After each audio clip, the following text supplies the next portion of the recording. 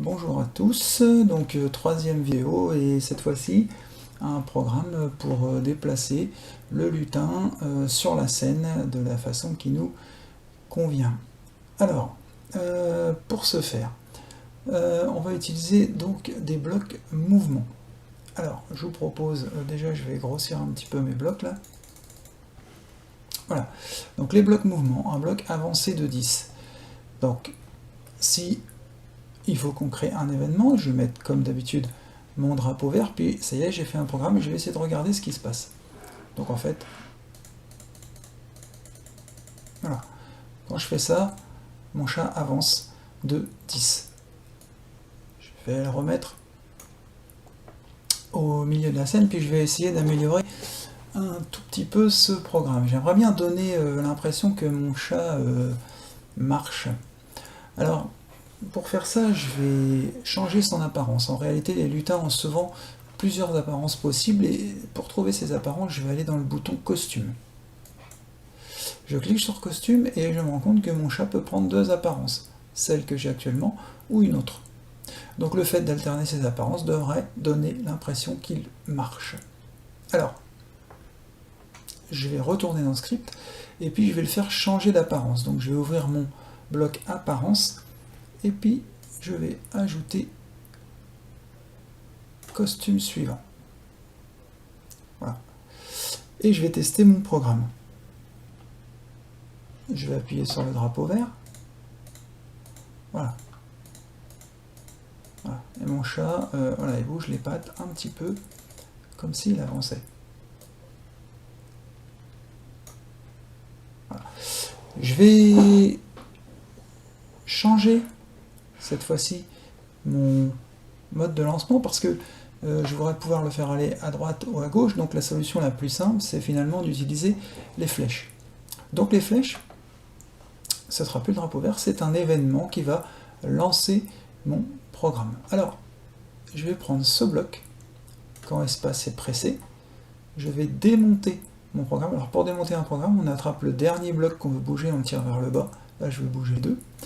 Mon drapeau vert, je vais le mettre à la poubelle, et je vais venir poser mon bloc événement. Alors moi je ne voudrais pas que ce soit espace, donc je vais ici utiliser le menu déroulant, et donc pour aller vers la droite, ce sera la flèche droite. Donc quand la flèche droite est pressée, avancer de 10 et changer de costume, c'est-à-dire donner l'impression. Donc cette fois-ci je passe sur mon clavier. Alors mon clavier, la flèche droite, elle se situe ici, et j'utilise donc cette flèche droite pour me déplacer. Voilà. Ça va peut-être un petit peu vite. Je pourrais mettre une temporisation, donc contrôler la vitesse finalement. Donc je vais rajouter un contrôle, et entre les deux, en dessous, je vais mettre attendre une seconde. Le seul problème, c'est que là, ça va pour le coup être un petit peu trop lent, c'est-à-dire que quand je maintiens ma flèche appuyée, à chaque fois il attend une seconde. Alors, je peux changer ma temporisation, comme je peux changer toutes les zones blanches en cliquant dessus, et en changeant la valeur. Je retourne à mon clavier. On utilise bien entendu le pavé numérique et pas les touches qui sont là parce que c'est pas pratique du tout. On a un pavé numérique, donc on l'utilise 0,1. Dans Scratch, on peut mettre 0,1 et ça devrait fonctionner.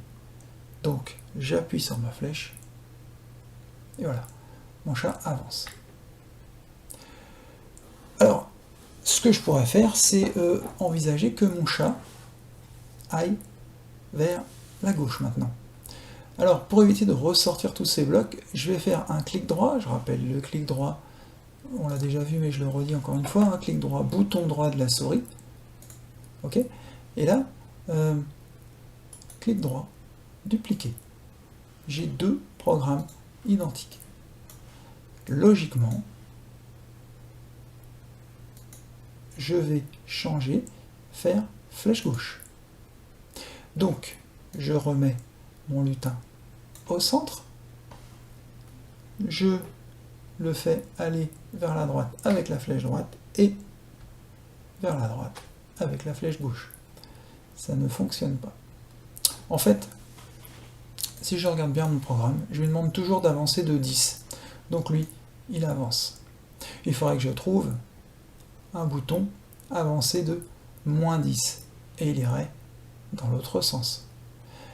Sauf que si je fais avancer de moins 10, en fait, qu'est-ce qui va se passer?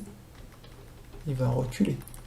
Et moi, je ne voudrais pas qu'il recule, je voudrais qu'il fasse demi-tour et qu'il avance. Alors, je pourrais le faire tourner.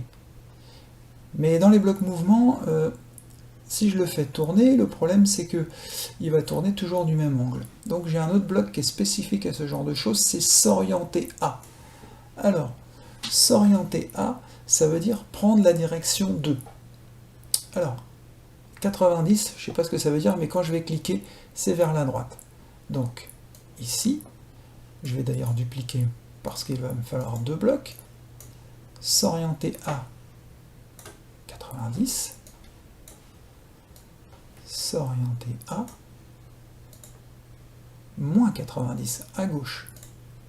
Ici, quand j'appuie sur la flèche droite, mon lutin se déplace vers la droite.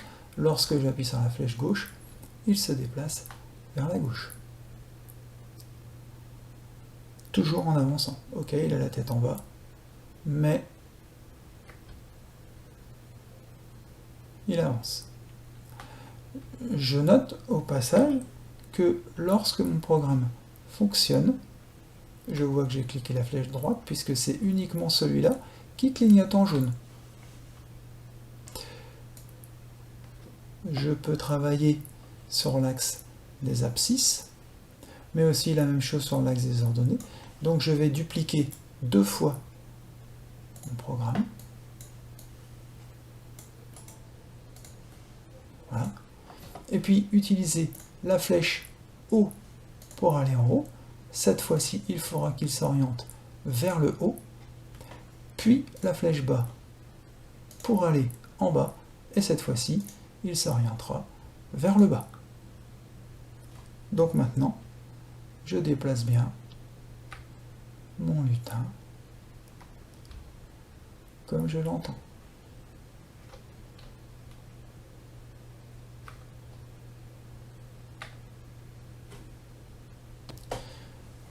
J'ai réorganisé mes blocs pour me faire un petit peu de place.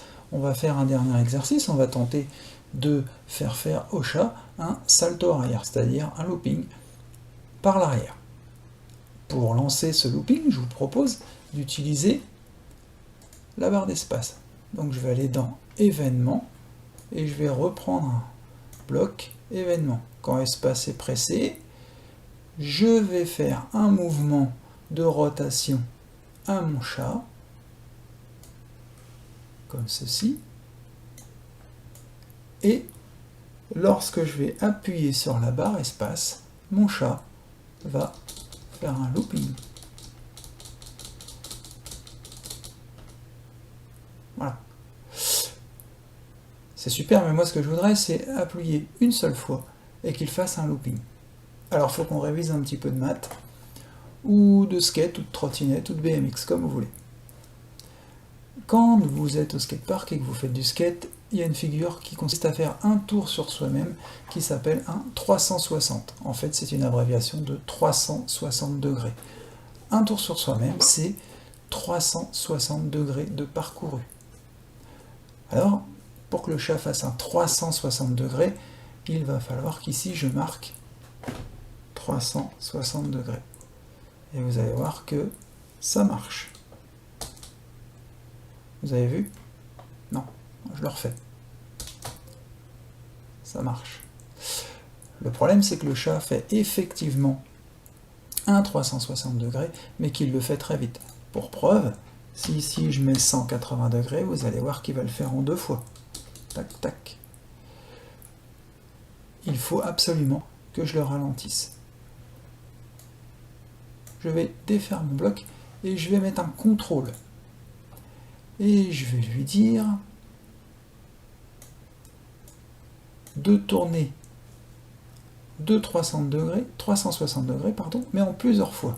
Ce qui veut dire qu'ici, si je modifie toujours avec le pavé numérique 36 fois, il faut qu'ici, je tourne de 10 degrés. Regardez, 36 x 10, 360. Il va bien faire un looping. Lorsque je clique sur la barre espace, mon chat fait un looping de 360 degrés.